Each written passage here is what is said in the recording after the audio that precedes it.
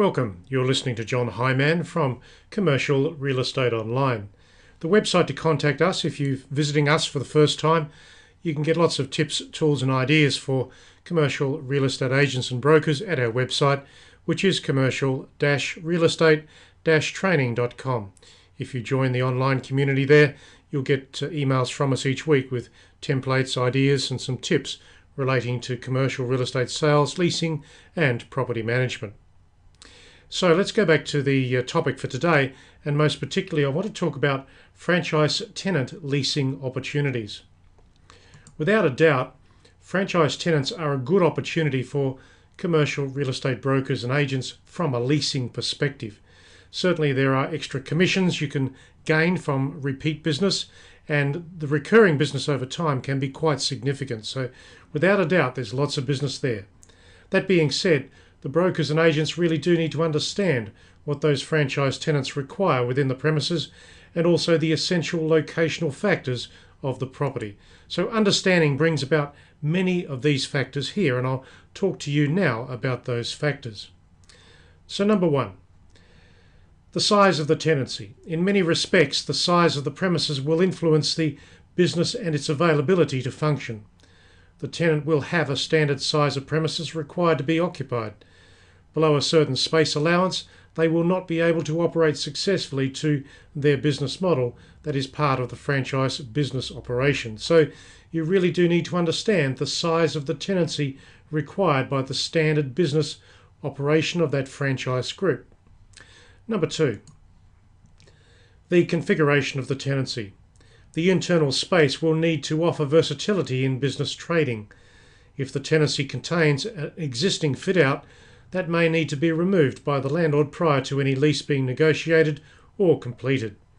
The franchise tenant will likely have an internal fit-out design and specification standard that will be constructed into the vacant area.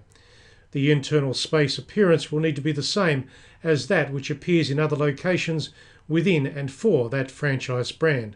Consistency is essential for a franchise tenant. Number three, the passing road and foot traffic may be critical as far as the trading and the future opportunities for that business to be successful. That's certainly a big consideration when it comes to retail type franchise tenants. Within shopping centres you will require a good idea of the traffic numbers, the trading days, the customer counts, the people that are coming to the shopping centre on a daily basis and also on a seasonal basis. Get to know the franchise groups that work well within shopping centres. Number four, exposure for the tenancy will be a very big issue. The branding and the marketing initiatives consistent with a franchise group will need to be supported for the tenancy and within or on the property. Special allowances may be required when it comes to the size and the placement of the franchise signage, installation of the pylon sign, and perhaps illuminated signage on the bulkhead or the outside of the property. The landlord needs to be flexible in that regard. Number five, the hours of operation for a franchise tenant will need to be within the standards of the brand. There's no point in the landlord imposing difficult restrictions on hours of trade if those hours will have an impact on franchise and tenancy success. The landlord should require the tenant to operate within its standards of operation. Keep the brand consistent.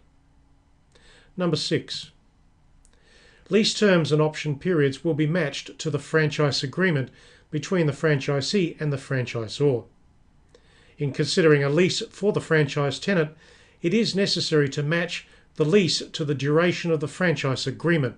The landlord needs to be flexible to ensure that can occur. There is no other way to get a franchise tenant into a property without having that flexibility of lease terms and options that match into the franchise agreement. Number seven, rental structures and lease standards with the franchise tenant are likely to be different to that are offered to the other tenants within the property. For that reason, you will need a confidentiality agreement between the landlord and the franchise group to ensure that the terms of the lease agreement remain private and confidential. You don't need controversy and perhaps disagreements between tenants as to the various lease deals and the transactions that they all achieved, particularly when the franchise group is likely to be given something that's quite special and different to that which other tenants will already have. Number 8. Standard leases. Many franchise tenants and business groups have a standard lease that applies to their property occupation. This means that the landlord for the property will need to consider the lease provided by the franchise group or the franchise tenant and its suitability or application to the vacancy and the property. On that basis, the property manager and the landlord will need to negotiate through the lease with the tenant to achieve a satisfactory outcome given the property location, the improvements and the cash flow requirements of the landlord in today's terms. So in summary, and going back to the beginning here, there is no doubt that franchise tenant leasing is a significant opportunity if you are in the leasing game. There's some serious opportunities there for improving the performance of a property for the landlord.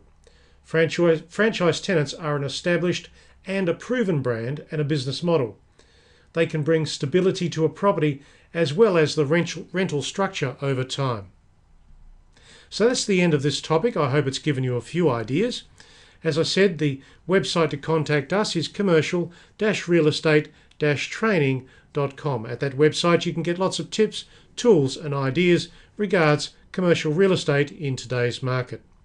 Thanks for listening today. This is the end of this video, and we'll catch you in one of the other videos on this video channel. Subscribe to this and you'll have many other tips on a regular basis regards commercial real estate, sales, leasing and property management.